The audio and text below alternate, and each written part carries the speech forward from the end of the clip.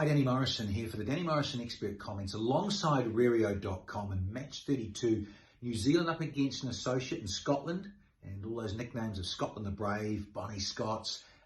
Great that they made the Super 12. Remember, they topped their group, topped it with Bangladesh there in Oman.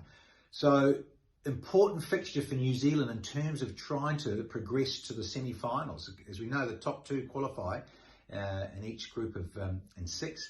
So the toss went the way of Kyle Kurtz, and nice to see him back after his fractured finger. He got back to playing, and he missed the previous game. So he got there, got the toss right, went up front and said, look, we'll bowl. So New Zealand need to do something different.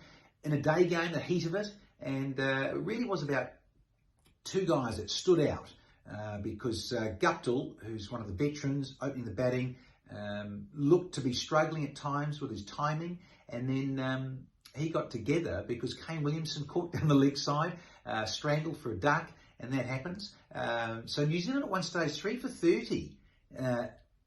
In terms of where they were at, it was just a little bit stuttering, a bit of a worry. So rebuilding there from Guptill and Glenn Phillips. Now Glenn Phillips, he really did struggle, but he hung in there for Guptill and rotated the strike, and Guptill, bless him, was suffering in that heat. He ended up getting 93 from 56, smacking it about there. Wonderful innings of 6 fours and 2 sixes, but they ran a lot as well and put pressure on the Scottish. And drop catch in the deep. Phillips got dropped out there by Michael Leask. And there's a couple of other close opportunities that, Scotland just fluffed a little bit, which is a shame for them because I keep mentioning the associates really pride themselves on doing well in the field, and that's where they can compete with the test playing nations. And when I look at that century stand between Phillips and Guptill was so vital for them to get up to 172 for 5 in 20.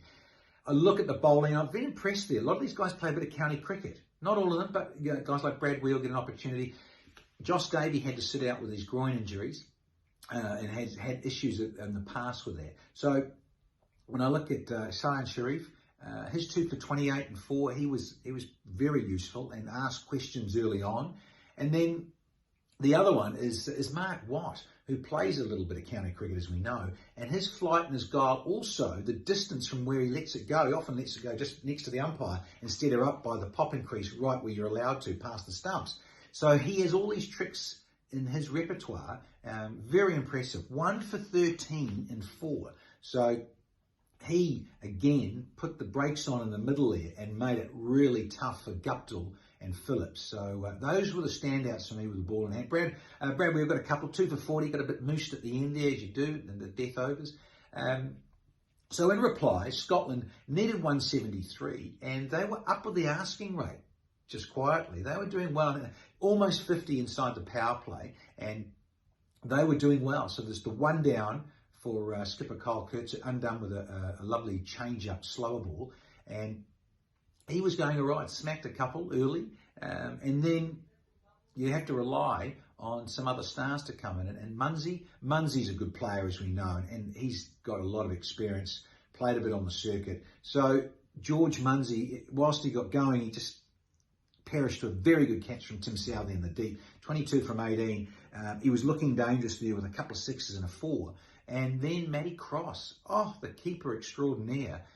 Fluency and stuff he got stuck into. Adam Milne smashed him for 5 fours in an over. It was extraordinary. And you thought, hello, up with the rate. In fact, ahead of New Zealand's rate at the time. But then, Matty Cross got out for 27 and 29. He sort of tried to settle things down. And then Michael Leask, it was left to him to, play as he can. He's such a gifted guy with a long handle and very impressive when he goes big over the onside, mid-wicket and mid-on.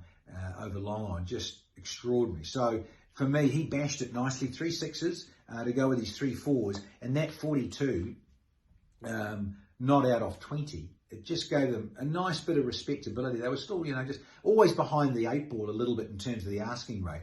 But in the end, they only fell 16 short, so they didn't disgrace themselves, did Scotland. And again, on that big stage, wanting to do well, superb.